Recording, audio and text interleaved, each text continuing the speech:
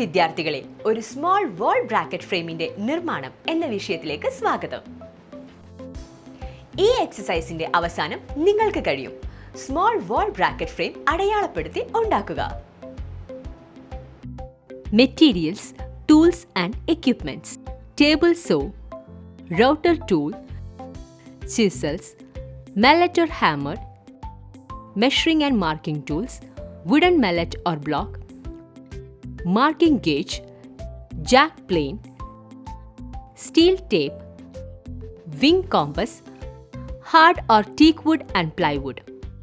Process: side പീസുകൾ. ആവശ്യമായ അളവുകൾക്കായി വർക്ക് പീസുകൾ പരിശോധിക്കുക. സൈഡ് കഷ്ണങ്ങൾ 200x30x400, രണ്ടെണ്ണം ഹോൾഡിംഗ് റൂൾ ഉപയോഗിച്ചത്. ജാക്ക് പ്ലെയിൻ ഉപയോഗിച്ച് ആവശ്യമുള്ള വീതിയിലും കനത്തിലും കഷ്ണങ്ങൾ പ്ലാൻ ചെയ്യുക. വലിപ്പം 150x25x330 mm സമം രണ്ടെണ്ണം.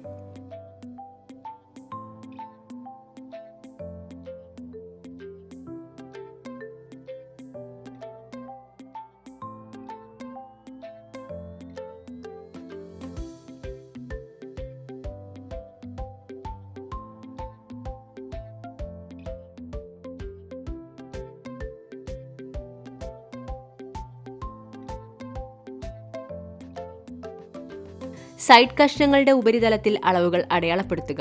ഡ്രോയിംഗ് അനുസരിച്ചുള്ള പ്രൊഫൈൽ.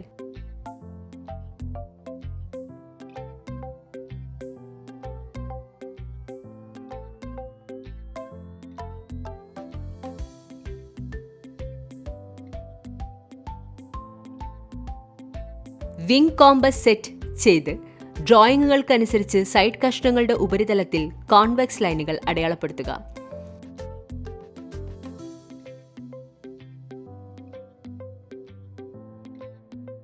ഡ്രോയിംഗ് അനുസരിച്ച് അടയാളപ്പെടുത്തിയ കോൺവെക്സ് ലൈനുകളുടെ തുടർച്ച ലഭിക്കുന്നതിന് വിങ് കോമ്പസ് ക്രമീകരിച്ച് ജോബിന്റെ ഉപരിതലത്തിൽ കോൺകേവ് ലൈൻ അടയാളപ്പെടുത്തുക.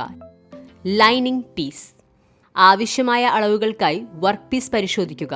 50x25x500, ഒരു നമ്പർ.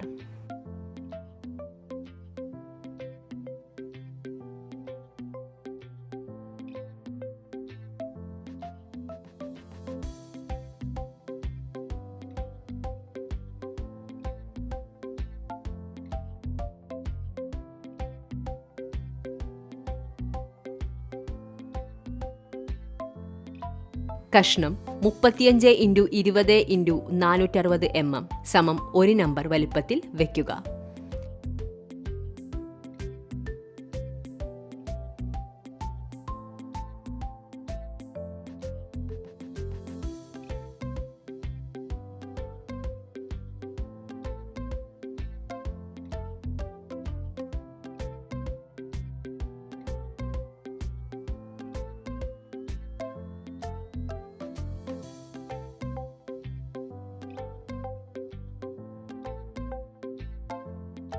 ഡ്രോയിംഗ് അനുസരിച്ച് ലൈനിങ് പീസ് പ്രൊഫൈലിന്റെ അളവുകൾ അടയാളപ്പെടുത്തുക.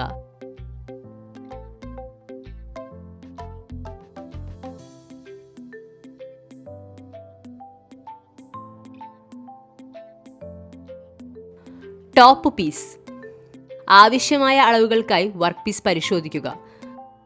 100x25x500 സമം ഒരു നമ്പർ.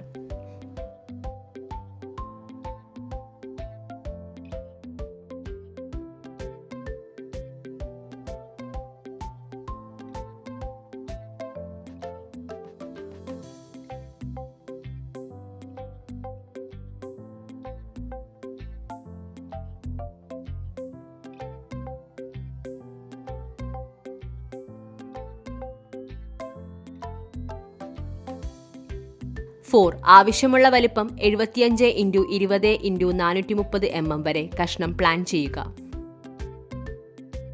ഡ്രോയിംഗ് അനുസരിച്ച് ടോപ്പ് പീസ് പ്രൊഫൈലിന്റെ അളവ് അടയാളപ്പെടുത്തുക.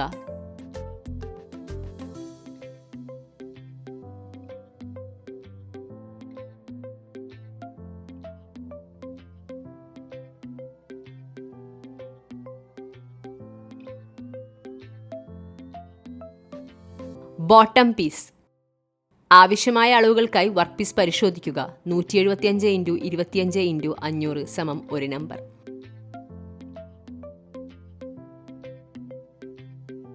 ആവശ്യമുള്ള വലിപ്പം 150 × 20 × 430 ലേക്ക് പീസ് പ്ലാൻ ചെയ്യുക.